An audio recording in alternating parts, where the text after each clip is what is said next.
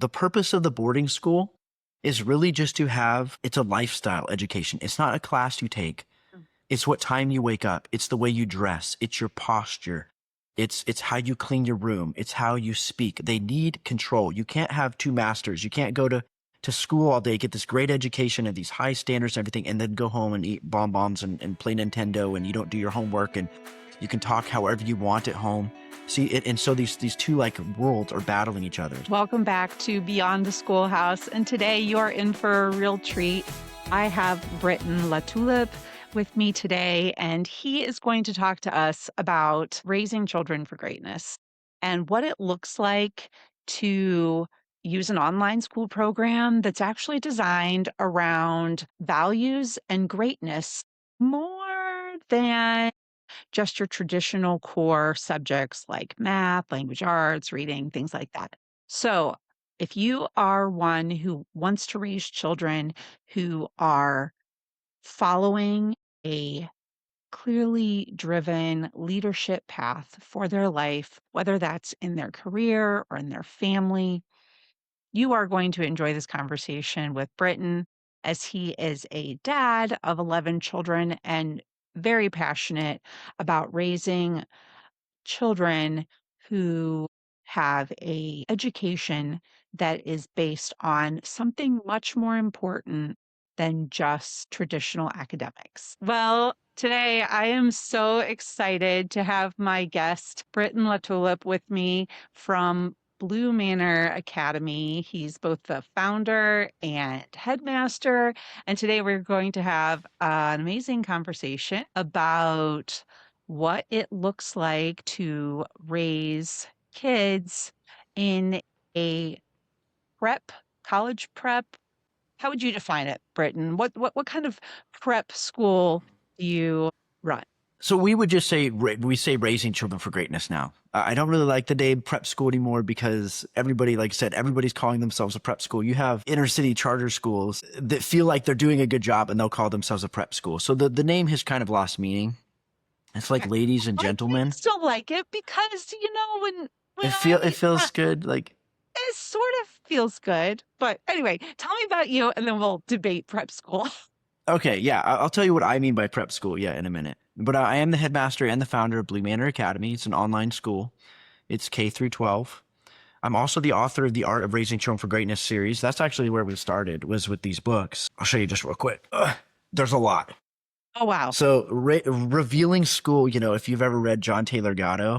Yes. I read that and I was like, okay, he claims that the public school is dumbing kids down, but I didn't feel like he really showed us how as well. And so I did a lot more research and just added. And this, I think this is 450 pages, but this will show you how. This will show you that's how. it done. Yeah, yes. This is education. It's just an introduction to elite education, or our movement. This is character, training kids' character for greatness. And then the last one, probably the one that really sets us apart and Blue Manor apart, that's probably different from any other school, is power. And this book talks about the subjects of greatness, the subjects that rule the world. It's not spelling or math. And you wrote 4 books. This is all before AI. So these are all like your real words. Oh, no. Yeah, these are my real books. I'm an author. I'll show you two for fun. So this is so funny because I wrote these books. These books took, a year or two to write. And I labored, and then I put it out there in the world, and it's taken a long time for them to gain momentum, and now they are the better sellers for us. But then I did this one for fun. I'm also an author and illustrator of children's books. Okay.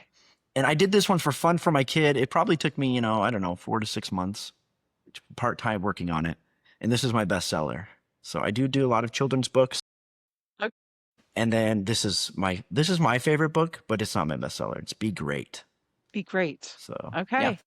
We're going to have to talk about your books because I didn't even realize we were going to be talking about your books, but there we go. This is exciting. So you're the headmaster of Blue Manor, and it's a prep school, but not a prep school. We've had this conversation off the call, but how would you describe it? You're raising children for greatness. You are the parent of a lot of children, right? Mm-hmm. 11. This is amazing. Yeah, I have 11 children, and I'll just tell you what I think a prep school is, or at least what it used to be. So now college prep just means you have AP classes, maybe It means that they really push you to go to college. And it's really when they mean prep, they mean college prep. Their goal is just to get you into college. The original, what we would call prep schools, it's very confusing because in England, they call them public schools because they're funded privately by the public. So it's so confusing. But when you look at like schools like Harrow or Eton College, those are the original prep schools. Now they would call them elite prep schools to separate them. So that's what we usually would call it. It was elite prep schooling or something like that. And the way to tell if it is a prep school is generally if it's a boarding school. Okay. So basically the elite prep schools are all boarding schools, and there's a Okay. reason for that. So if I went to a lot of private Christian schools and they claim to be college prep, and it just means that they have AP classes and they send a lot of kids to college, but they would not be considered an elite prep school. The boarding school that I went to was Fort Keene Military Academy. So it's still around. It's in Virginia. There's a ton of them in Virginia because it's right outside of DC. And it's like its whole culture back there. Depending where you live, like in Idaho, there's only one prep school for the state of Idaho. And it's in Sun Valley, a really rich area. There are a few Yeah. where I live. My kids don't And go they're to really one. expensive. That's another way to tell. They're They like can run 7 50 grand to or something like that. yeah, it's 50 to 150 or $200,000 a year per student. And so that was really why I chose to build Blue Manor. Originally, I just thought, well, I'm going to send my kids to prep school. But I had my first kid pretty young. I was 21 years old. So she was ready for school in a few years. I was not a millionaire, and I could not. I looked at the price. I go, oh my goodness. And of course, they don't really have boarding schools for the younger kids. I'm just like looking into it Yes. and thinking, well, I'm never going to spend $500,000 in education for my kids. It's just not feasible per year for all of them. So that's why, I started to build Blue Manor Academy. And Okay. first I looked, to homeschooling and looked for other curriculums and at academies online, trying to find something like the elite prep schools. And there isn't anything. All right. So I'm in the process this of would building it. probably be a good place for you to describe then what you are a homeschool family, but you were looking for something different than what existed on the market, something that kind of replicated this elite prep school ideology, but like it didn't exist. So what did you start to build when you started building Blue Manor? What were the hallmarks of what you were going after that you couldn't find already? Yeah. So I just said it has to be a boarding school. And then I said that Blue Manor Academy is an online prep school, elite prep school. At least that's what we're building, right? And that doesn't make any sense because we're not a boarding school. But homeschool is like a boarding school. The purpose of the boarding school is really just to it's a lifestyle education. It's not a class you take. It's what time you wake up. It's the way you dress. It's your posture. It's how you clean your room. It's how you speak. They need control. You can't have two masters. You can't go to school all day, get this great education and these high standards and everything, and then go home and eat bonbons and play Nintendo, and you don't do your homework, and you can talk however you want at home. See, and so these two like worlds are battling each other. So the goal of the prep schools they're separating the child from the family, because a lot of times if a child is struggling, it's the family, it's the family environment, it's the parents. They don't know it. They'll blame their kid, but it's often the parents aren't doing something right.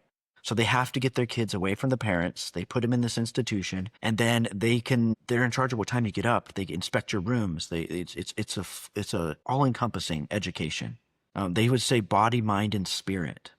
They're training all three of those. Where if you go to traditional education, it's a class. You get the information. You answer the questions right, but it doesn't mean anything about your life has changed. Right. A lot of this stuff is habits and it's behavior. Another thing that's different is they focus on the subjects of greatness. I've expanded that in this book. I think that there are more subjects of greatness.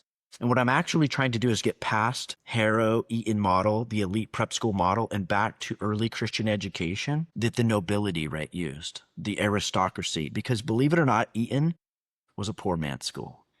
Eton was founded by a king, and he wanted to gift Christian scholars a free education, and then they would go into the church, clergy, or maybe be lawyers or advisors for him.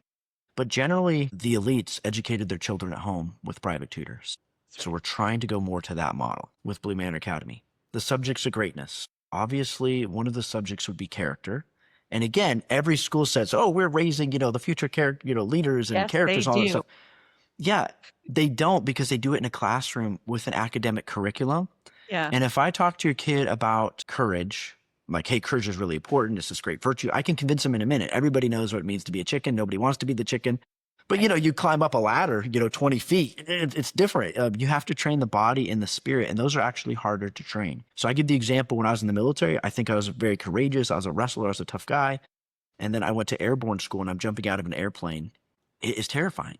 I remember almost Mhm. shaking. I don't think you could have told, that I was nervous, but I was very scared. Mhm. And so they put you through a process teaching you how to jump out of an airplane. They could do in 5 minutes. It's actually very easy. Put your feet and knees together, tuck your chin, tuck and roll when you hit the Yeah. ground, bend your knees a little bit. I could teach you in 5 minutes, but you have to train the body because when you're terrified, your mind shuts down. So you have to just create muscle memory so that when you hit the ground, your body just naturally folds. Yes.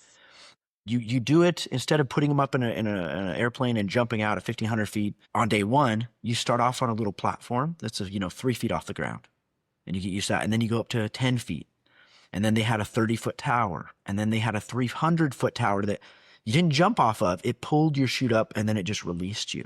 So they're Uh-huh. acclimating you to this. Okay. The first time you jump out of an airplane, you're terrified. Everybody's afraid of heights, right? After you do it a few times, it's so fun. You just woohoo, and you're just having a blast. So they can train that. But again, if you were in a traditional school setting, they wouldn't do that. They would talk to you about character. They would talk to you about being nice. So that's why the prep school is so good, because it's an all-encompassing environment. It's not just a classroom. Yeah. So it's the Another idea thing. So of those, like kind of taking what you learn and applying it in real time. Like it's like the body, soul, and spirit. I mean, even the Bible talks about like taking every thought captive, but then you're like applying it. Like you have to take your fear captive and then take action. So it's like the prep school is not it's not just so much about teaching, but there is like an application component. Maybe I'm trying to like quantify what the difference is a little bit. yeah, it's kind of like it's just it's the environment. You have it's 24/7. They could just completely control the environment. The subjects. It's not just how they teach the subjects, but it is like character is not really a subject in school. Yeah. It's kind of like a side thing that they do or something like that. But character is like one of the core Okay. subjects of the prep school. It's not necessarily a classroom, but it's how you act walking between the classrooms. It's how you dress. It's how you talk. It's the honor code system. If Mm, if you lie in public school, what are they going to do? Put you in timeout for a minute? If yeah. you get an honor code violation at prep school, it is an abomination. You will be, it's like it's Okay. catastrophic because your honor is the most important thing at prep school. So they're forming character. And people get confused because they see guys like Donald Trump or Obama or something, Biden. They all came out of prep schools, right? Trump actually went to a very similar prep school that I went to. His is shut down, but it was a military boarding school like mine. And you think these are not the most moral men. It's not necessarily Christian virtues that they're teaching, especially now, but it's like what they would say is kingly character, a command presence, and the honor code. Okay.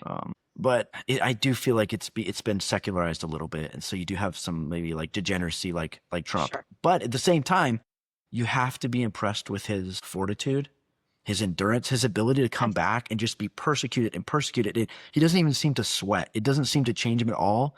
He's been shot at. He has tremendous courage and fortitude, Yes. and it's impressive.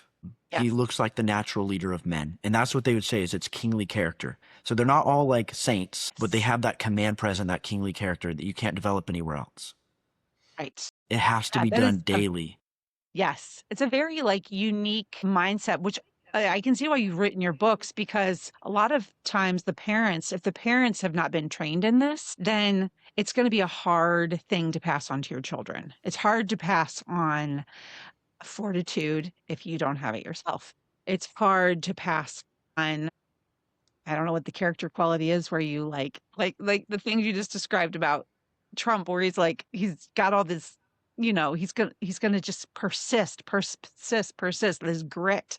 Like if you don't have that as a parent, it's hard to give it to your kids, right? Yeah, And it's so you're persistence. yeah, And that victor's spirit, like yeah, to the death, I'll yes, put it all on the table. Most of us couldn't do that. We would crumble under the pressure. right. So I think that the prep schools do a fantastic job of that. And that's one of the things, like that is the core thing. Nobody sends their kid to prep school for the math curriculum or the spelling. I don't know that we spell or do math. I'm not a great speller. any better than anybody else. But when you see guys like Mark Zuckerberg come out of prep school at 19 years old, he founds Facebook. And somehow he has the leadership abilities and the fortitude, and he has no problem. He doesn't need permission to drop out of Harvard Mhm. to go do his thing. Everybody else feels like, oh, I've got to, they don't have any initiative. No, I've got to follow the path that's set for me. I got to get a college degree. I need to get a degree in coding or computer science, and then I'll work my way up. And then someday when I'm 50, I'll go do this thing. The prep scores are coming out swinging. Yes. So it's one of the subjects of greatness. There are other subjects of greatness, and I've covered more of them because I think that the prep schools, they are schools now. And like I said, they were really designed to be a poor man's school. Now they've become the elite schools, but they had been secularized. I think they've lost some things. But another thing is leadership. That's a subject of greatness. Wealth. You have to have those too. Nobody does anything great on their own for the most part, unless you're maybe an artist or something, right? But like the pyramids, the castles, the wars, it's not a Right. one-man show. So leadership is crucial. And it, again, everybody teaches leadership. They'll have some afternoon class, some seminar, and they've made no difference. At the prep schools, it's built into the daily living, and it's an art, the art of leadership. It's not set rules, and it's something that you should start doing as early as possible, and then you just continue to do it and perfect that art. But Yeah. I love that yeah, you said nobody does anything great alone. And I think in our culture where people are often kind of doing things alone, we think that that's a good quality, that you can be kind of independent. And it is a good quality. But if you understand that you can't do anything alone, then it changes your life because that means you need great people too.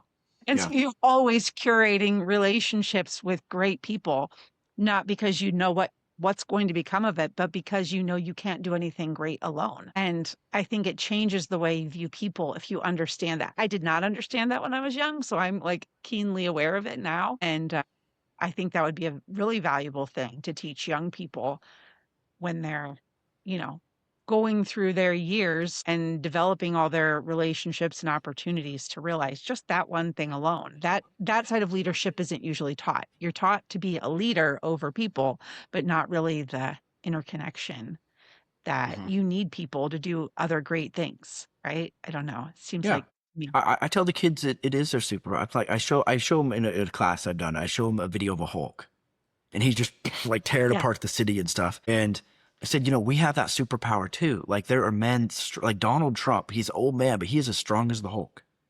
Yeah. Like he has tremendous power. He has the strength of how many people voted for him? I don't even know anymore. But worldwide, he probably has hundreds of millions, maybe a billion, like if people who would listen to him and obey. Like he has tremendous influence.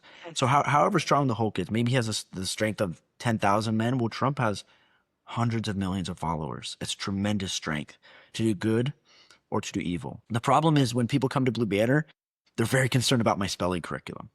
That's what they're, or language arts, which is, I love language arts. Language arts is part of leadership, communication, super powerful. But nobody asks about my leadership curriculum. Nobody asks about the wealth. They'll say entrepreneur, which most entrepreneurs are poor. It's a rough way to go. But more important is like, what does your wealth curriculum look like? Like, how do you train wealth? Nobody asks about the subject's greatness. One of the subject's greatness is family. How do you run a family? I don't think it's a lost art. Nobody knows how to do it Mhm. anymore. If you go listen to Dr. Deloney or something online, these guys Yes, are Dr. Deloney. bomb I think he has two. abomination, in my opinion. Does he have He is two? horrible.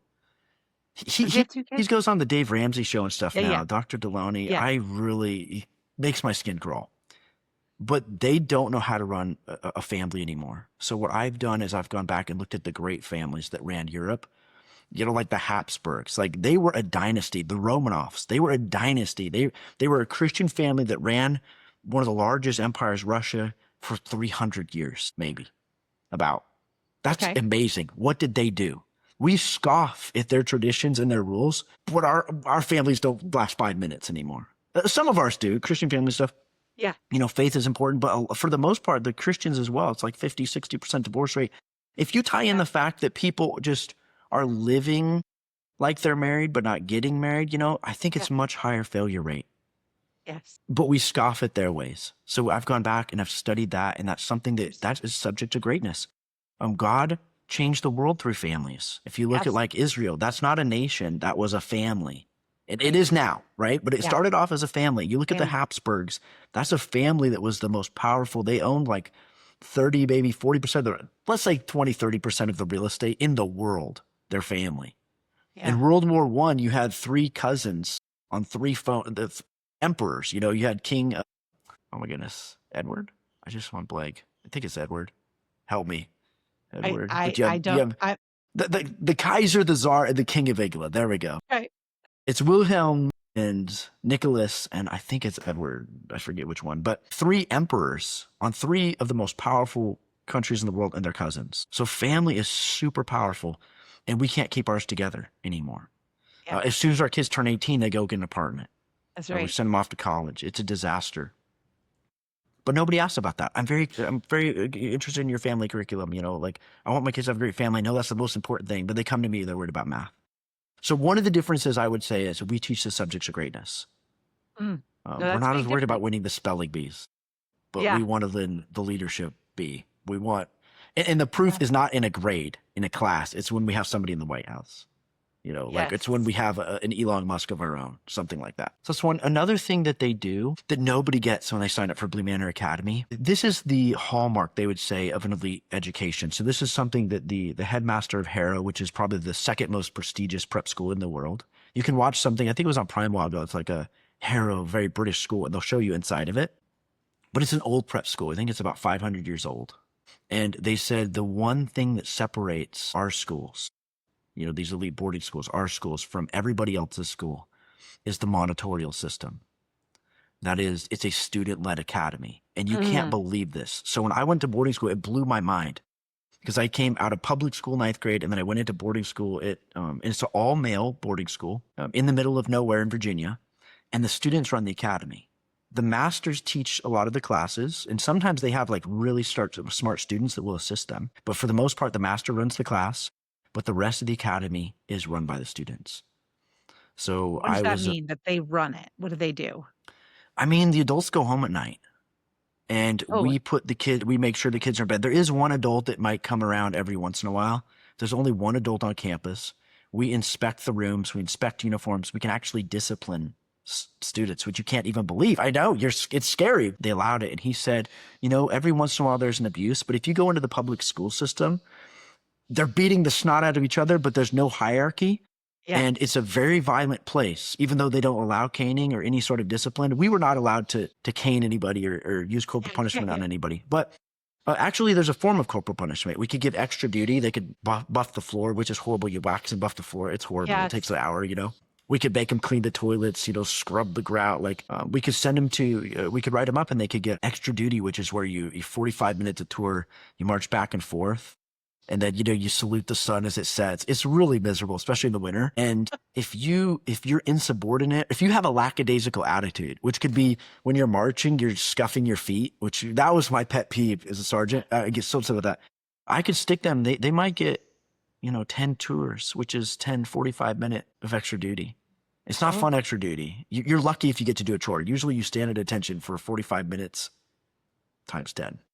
wow. You know, 44 to 50 This is minutes. like a this like seems like more than just it's more than just school at that point, right? It's like I don't know. That's what I mean.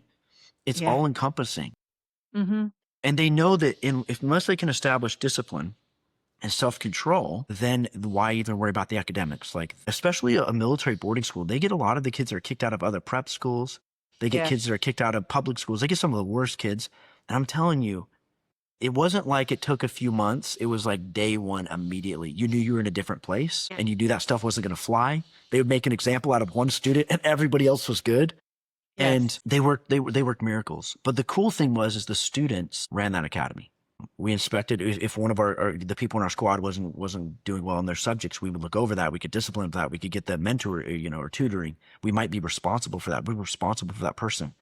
So in a public school, they don't even have a leadership class. In prep school, when you were out of the classroom, that's when the leadership curriculum began, and they gave you real authority. If you ran a club, it was you. I was the editor-in-chief of a magazine. I got it on accident because I was the captain of the wrestling team, and there was another guy. He was the editor-in-chief of the newspaper, school magazine, prestigious position. He was kind of a nerd, and everybody bullied him. I was like the only nice one that would stick up for him. And so he's just wanted to pay me back, and he's like, "Hey, do you want to be the editor-in-chief of the school newspaper?" He gets to hand it off. It's his. It's like, sure. He's Yeah. like, "We'll come to one meeting at least." So I came to a meeting, and the next year I was the editor-in-chief.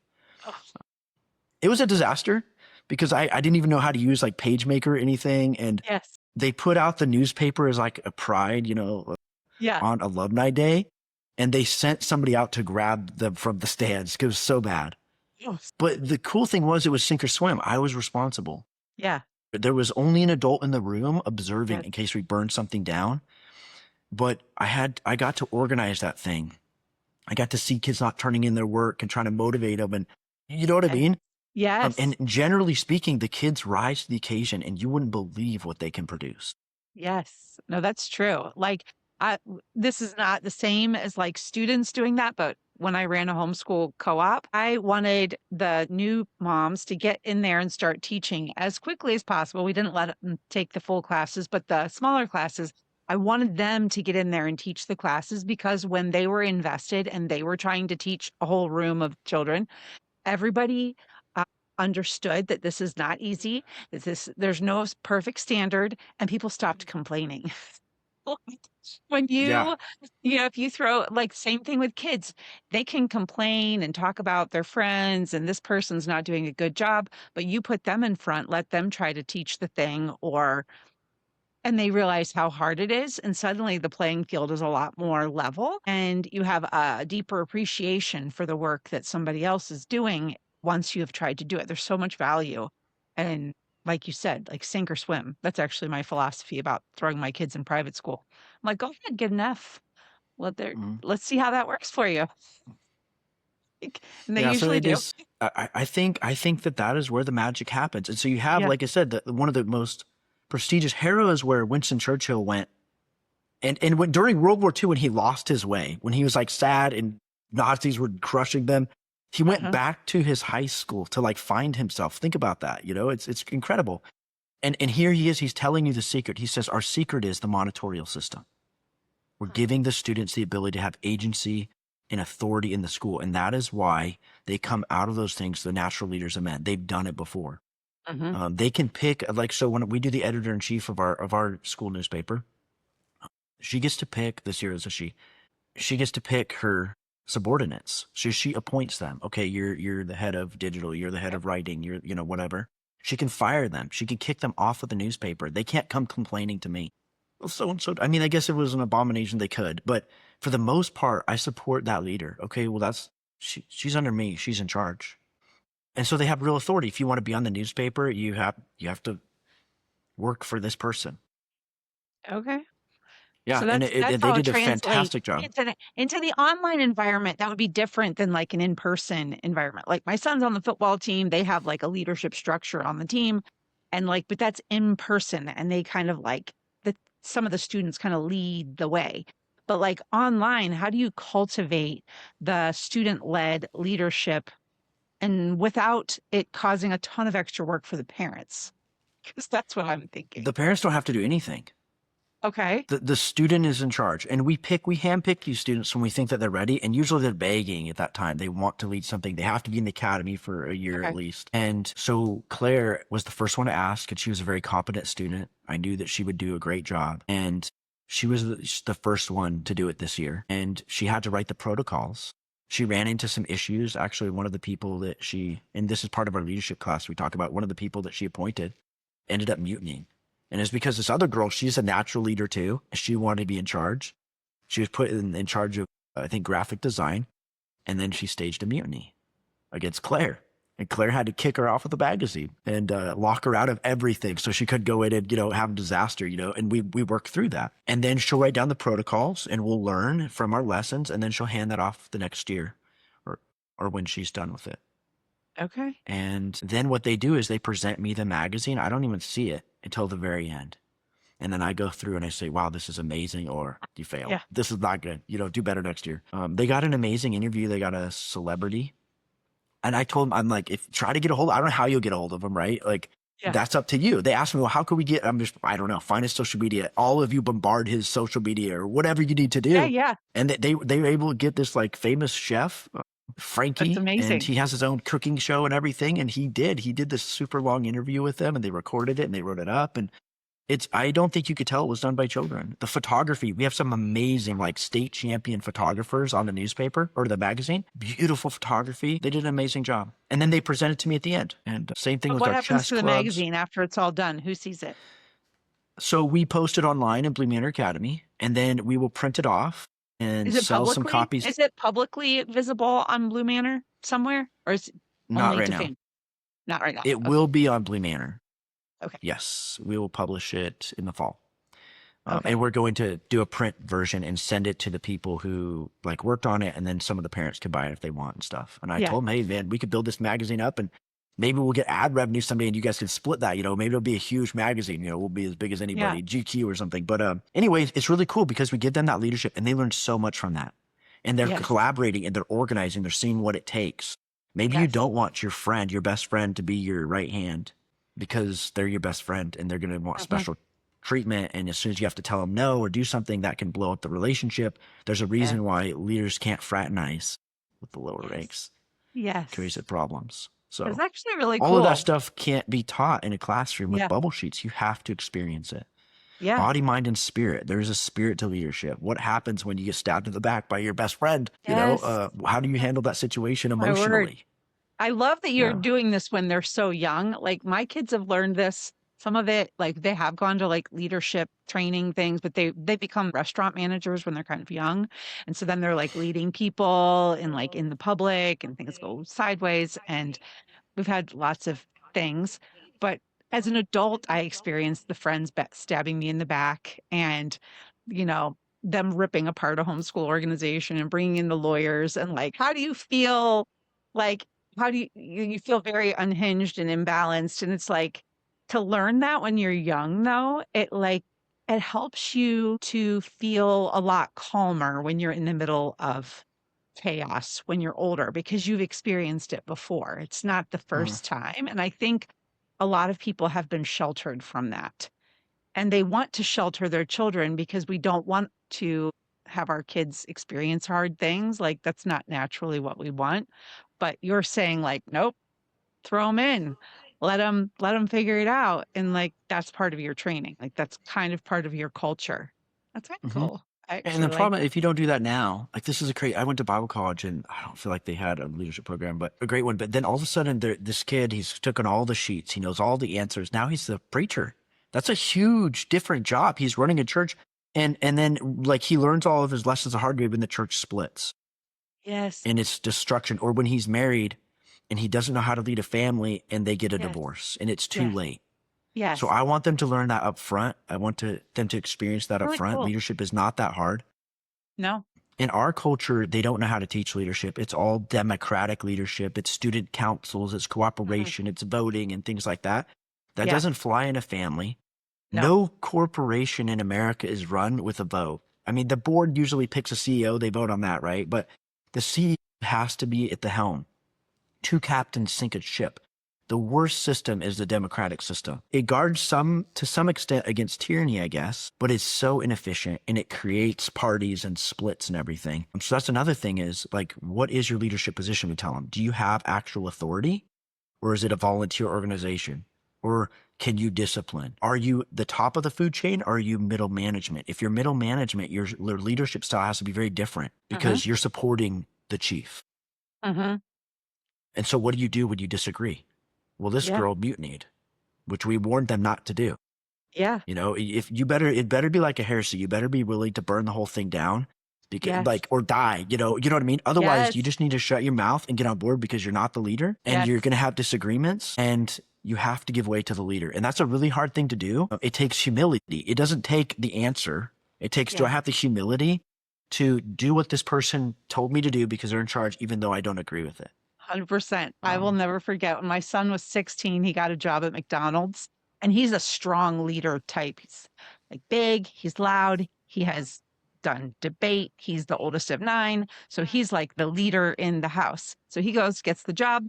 After like 2 days, he comes home. He's like, Mom, the manager of McDonald's, they they really should be doing XYZ better.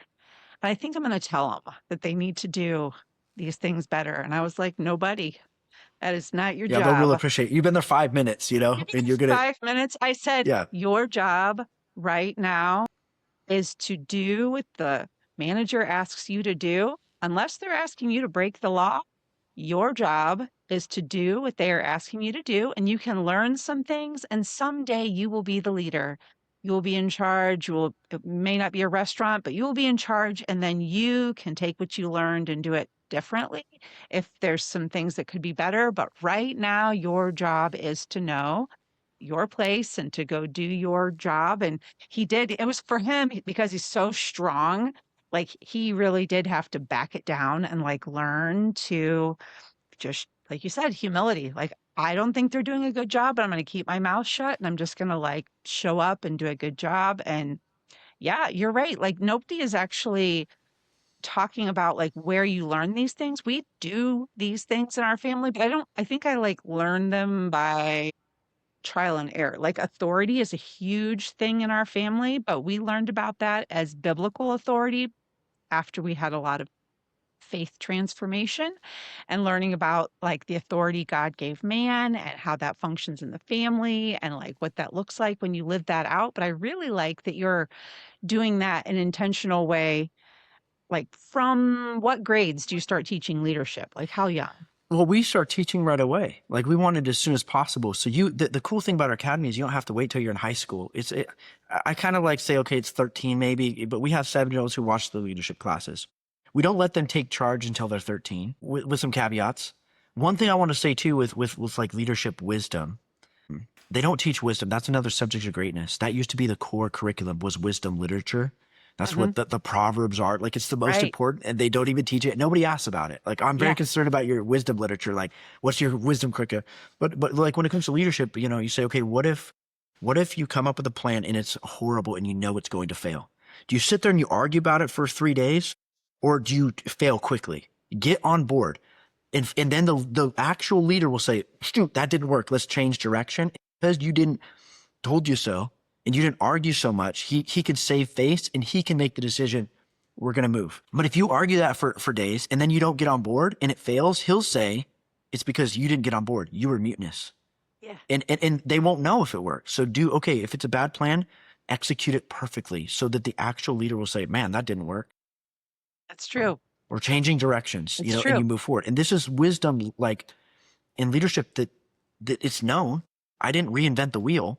These are Right. principles that they teach us in the military. And when I went through, military leadership courses, but nobody's teaching it to kids Yeah. and they have Nobody's no teaching idea it what to they're doing. kids. Yeah. You either Yeah, they have no idea what they're doing. like you figured out piece of it because of life, but like I've never seen it as a course. Now you have it as books. Do you have it as courses too, or is it only So I offered have like some, I have in your some classes? live, I have some live classes that I do. But for our leaders, we have a separate class. We'll have about 20 clubs this year, and so those 20 leaders will be trained, Okay. and I will mentor them, and then it kind of just bleeds through the academy. Okay. Now, when Some you of the stuff we started read. Blue Manor, did you have this all figured out? Was it like, yes, this is exactly how I wanted it, or has it changed over time as you've like, I mean, obviously things change, but like, has your philosophy changed at all from the time you started Blue Manor to, I don't know how old is Blue Manor? Well, it's maybe 12 years. So 12 I think years. I wrote the first book 12 years ago, and Okay. the academy might be 5 or 6 years or Okay. something. So And have you it's a work in changed? progress. Yeah. No, I not really. I've developed it. I've Okay. thought about it more. I've researched it more. I guess in writing these books, I learned so much. And tracing the history of education. And, we tend to go classical education. Man, that's the other thing is everybody is doing, I think, education wrong. I think that the perfect form of education is homeschooling. That's what the elites did. That's what the king did. He did not send his kid to school. That was for the lower classes who didn't have access to the books and materials and stuff back in Yeah. the day. But so I don't really want the boarding school model exactly. I would like to go back a little bit farther than that. And so some of that was investigating, like, how did the elite families manage their homes and pass on their wealth? And like, what are those principles of leadership? You cannot read any modern books on leadership today. They're all like democratic leadership, cooperative leadership, empathetic leadership. You have to go back a few hundred years before the Enlightenment almost to read like, Yeah. that guy is amazing. And so that was another reason we wanted to do Blue Manor Academy. I know what I want. I'm bringing it into focus. We don't have all the material. Some of the books are written in different languages and we're building it. Classical education was the first wrong turn. I would say the first turn away from Christian education. It was a return to Greek antiquities. We grew out of that. We had something better. We had Christian education. It was phenomenal. And whenever I get kids from classical education, I'll say, do you know who Baldwin the Fourth is? Do you know who Baldwin the Fourth is? No. Do you know who Hercules is? I mean, Hercules, like in Greek literature, or yeah, of course. Yeah. Achilles. Yeah. Julius Caesar. See, Yeah. all those because classical education has destroyed Christian education. It's hijacked it. Yeah. Baldwin the Fourth is the greatest king maybe ever. He was a crusader king. He was the king of Jerusalem. He was 16 years old. He had leprosy. The Crusaders went out on crusade and basically left Jerusalem unguarded. And the greatest Muslim general of all time, Saladin, came to conquer Jerusalem. It's one of the most amazing stories in the history of the world. It's funny. My husband was just talking about this yesterday. So now I'm going to have to, he was talking about not that king, but that exact time period. It is amazing. And my daughter wrote a story for it in Blue Manor. It's fantastic. It's a short essay. You can read it. But basically, Saladin shows up with a 30,000 man army, which is a huge back then, 30,000 men. Baldwin ends up piecing together about 3,000 men. It's crazy because all of his men are like, don't do this. Stay in the city. We'll wait for the other crusaders to come and everything. And Baldwin's like, no, God's on our side. And you're just in the essay, we do kind of a red herring. The beginning of the essay starts off with oh, Baldwin, poor Baldwin. Don't you know the good guys don't always win, And so you think he's going to his doom. And then basically he had 2,000 men and another 1,000 men showed up of knights, which was way less than was supposed to. And he's like, but we have a relic of the true cross. And he pulls out this piece of wood. Can you imagine? You're like, dude, I love your faith, but you're being really dumb. Okay. Yeah. And basically he decides to just come out of Jerusalem and attack Saladin. And Saladin's sees this guy coming out with only 1,000 men because he hid some 2,000 men to do a flanking maneuver later. And it doesn't occur to Saladin that this is a battle. It's so few people. He thinks it's a parlay or something. And his men are all over the countryside, gathering, resources for this long siege. He can't even fathom that this 16-year-old leper, the guy's a leper. He could barely sit on his horse, this king. And I love that he's 16 for homeschooling. I love that he's 16. Yeah. And all of a sudden they get closer and closer and then they start charging. It's Saladin is shocked and they punch through. He can't get his lines together. They punch right through. Saladin gets on a racing camel and flees. Only a few thousand of his men survived. And it was only because the Crusaders' horses started dying of exhaustion. They couldn't chase them down anymore. It's one of the greatest Christian military victories in the history of the world. It's like David and Goliath. And then the faith of Baldwin, he's like, God gave me leprosy so the world would know that God won this battle, not me. And it's such an amazing story. And nobody's heard it because classical education. It's classical with a sprinkle. Classical education brought us the Renaissance, broke the church, mixed paganism. It was a disaster. It was a return to antiquity and rejection of Christian superstition. It was a return to reason and logic. And it's so heavy on that. We imagine that we can reason our way to some sort of utopia with science and reason and, rejecting that superstitious faith. So it does concern me that a lot of the schools that are like mine are very classical. They're reading the Greeks. They're studying Plato. They're talking about democracy and republicanism. I get kids and they can't even tell me why you'd want a king. How come after Charles I's head was cut off by the Puritans and they started a commonwealth, they went over to France and asked Charles II to come back? The people did. They rejected the commonwealth. They wanted a king. Why would anybody want a king? We can't even fathom that because we've been so indoctrinated with classical education, liberalism. And I'm not saying a king is good, but you have to understand what is good about a king. Yeah. And what is good about a republic and get a real government class. So I don't know if that's a little off topic, but I think it's I don't remember what the question was. I'm wandering, I don't either, actually, but I want to know, well, like now I feel like I could talk to you again and again, but other people who are resonating with this are probably wondering like where can they connect with you or where can they learn more? Like, I mean, obviously Blue Manor, is that all the way up through 12th grade? What grades does it Yes. cover? Yes. It's up to 12th right now. Okay. Like we are piecing together, we are building it, as we go, Right. but nobody's even headed, I think, in the right direction. As far as I go over, and this is what's so crazy in the beginning. I went and looked at my competition. Like there's this school, Mia Academy. I go over there, they have like 1,000 people that work on that site. Like they have all these actors and professional studios, and they Yeah. have like everybody's got a PhD from Harvard and Stanford and all stuff. And the product is so bad because they're a reflection of public education.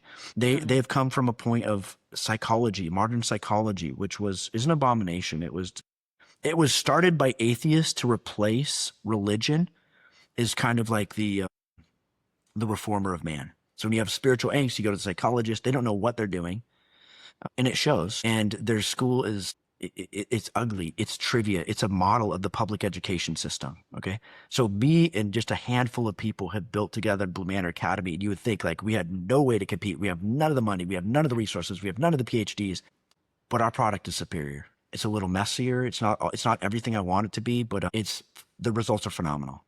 Yeah. Half of what we do, like I said, is the monitorial system. It's not even our curriculum. You're looking at the wrong places. Look at our students. Look at what they can produce. People don't know that most of Blue Manor Academy, our site is beautiful now. It has been coded by my 14-year-old. He is a senior developer. He is amazing. So the system works. I don't know. So if people want to learn more, they should head Oh, over. I would say come over to Blue Manor Academy and check it out. Okay. I do think it needs some more explaining because when you do the trial, like people are like, well, why don't you have grades? Or they think it's a missing feature. Like, oh, it's not even grading. It's like, well, we don't do grades. Yeah. That wasn't designed by the socialists and industrialists as a eugenics model to like label your child and pass them Yeah. off to the college. Yeah. We do mastery. If it takes you a little longer, we want you to master the subject. So we don't do Yes. grades. If you fail the test, even if you don't, if it's a 90%, then that's 10% of the stuff you missed. So let's just go back and retake the test until you got it. So it's Yeah, actually that's very very well put confusing together. for our culture where we've But like for our slapped culture, they're a like, grade and a label on everything. And you want to be able to have some way to like, I think it's more for the adults though, for than for the kids. It's a way it's the for us to, anxiety of not doing like what you've been conditioned to do through the public school yes. system. Or we do learning flow. Parents, I've had so many parents, I just can't do this because, you don't have a daily schedule. How could I have a daily schedule for your child? Yes. There are seasons to things. We're not going to read the gardening book in the fall. Like Yeah. you should just do the whole gardening curriculum in the spring when you could plant stuff. It's in season. The best time to do math is when your kid's excited about it. And if he needs to That's go right. through all the math all the way up to 5th grade, let him. We'll Yeah. get it done. Yeah. When I went to boarding school, we did a one subject plan. So Uh-huh. we only did math for 7.5 weeks all day long. It was like 10 hours of math. It was brutal. It was too brutal. But they said that they got 50% more of the textbook done and a deeper understanding and retention because you were just focused on one subject. But everybody's so conditioned like, oh, I need to do like 5 subjects a day. It needs to be broken down and it needs to be 30-minute blocks. It's like Yes. for writing, it takes me 30 minutes just to get warmed up and write a Yes. sentence. And then Yes. I get into a groove. I need 3 or 4 hours. And then Yeah. I might do that for a few weeks and then I can't write anything. Yeah. And I'm going to move on to another subject. Right. It'll all get done, but it's a natural learning flow. And giving the kids the agency to move around, it Yeah. feels empowering. It feels like you're the captain. Yeah. So we do that for a reason. People think, oh, they just don't have a planner. Like, we do. We're doing it the Yes. right And way. We're doing it right. But this would work you know, so well for a kid that I think, based on my experience with my kids, this would work really, really well, especially for a kid that does seem to be a natural born leader, but maybe is like fighting parents on like doing school because like natural born leaders often don't want to go along with the plan. Right? Like they do need a place and a space to develop that agency in a way that's like healthy and not where they need to figure it out. And so if they're kind of like given a little more freedom to kind of figure it out, they still have to do their schoolwork, but it's like they're trying to figure it out. I feel like this would be a way for a kid like that to kind of feel empowered in a healthy way. They're not like fighting the parent to because that's not always what it is. Like sometimes it's just like you said, it's like too boring or like if math is exciting, yes, let them do math. When I was homeschooled, for middle school, I did a textbook and a half of Saxon in one semester because I was in. I was like all in. And then the next school year, I did like almost nothing in math because I just wasn't interested anymore. But I had done enough. And so I think it would work for those kids. Do you think it would work for those Well, I think kids? it's more intelligent for all kids because, for example, if you're reading a book, let's say you really, oh, it's a great book. It's Call of the Wild. Oh, 30 minutes is done. In the middle of the chapter, I have to shut the book, close the book. Now I got to do math, Yes, but you're yes, only yes. thinking about that book. Why not just continue reading that book until you're Right, bored of it or right, you yes. finish it and then go on to your math? Besides, when you're thinking mathematically, it takes a while to get your brain warmed up. Like I would Yeah, say, start with chess for the day. Do 10 minutes, 20 minutes chess, then go to math. Your analytical brain is working and thinking and calculating, yeah, but you're going to shut it after 30 minutes and jump over here and do creative writing? yeah.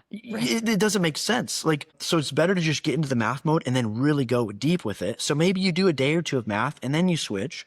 Yeah. And it's not like the kids can do nothing because we do it by points. So you get a certain amount of points for the entire grade. Let's say it's 1,000. And then you say, okay, I want to graduate the kid in 9 months or a year. And it will break up. Okay, here, and I'm going to do school 4 days a week. Okay, cool. It'll break up. Here's how many points you need about per day. So you can still go as a parent and say, okay, he did his 20 points for the day. Okay. And you can go look at what he did. And as Okay. long as he does 20 points, it doesn't matter if he did only math 20 points for 2 weeks. He's getting through his curriculum and he'll graduate at the same time, but according to his own moods and Yeah. unique, path. That's awesome. Yeah. All right. So So I want to wrap this up. I could talk to you for hours, I can tell. So if people are interested in learning about raising children for greatness, they should read your book or check it out on Amazon and go check out Blue Manor. You can do a free trial on there. So if people are like, what is this? And they're not quite sure how it would work, the summer is a good time for checking out new options for the school year, but you can't jump in mid-year, right? It's not like enrolling in a school. anytime, because it's Anytime. very Yeah. self-paced, and you're not going to understand it. So we have every Monday, we have a live hour. I Okay. will walk you through the academy and things that you think are, not right, it probably have a great reason. And once you understand that, you'll get it. So come to the live. It's every Monday at, I think it's 3 p.m. Central Standard Time. I'm there available for an hour. I'll Okay. give you a tour. I'll answer all your questions. And that's inside the So academy, or can you access that outside the academy? you could probably email me Okay. through the academy and you could get the link to that. Usually people do it when they do a trial. They get an email saying, hey, why don't you come to this All right. orientation? So All right. Well, thank you so much, Britton. mhm. This was Thank you, amazing. Sarah. Appreciate it. Absolutely.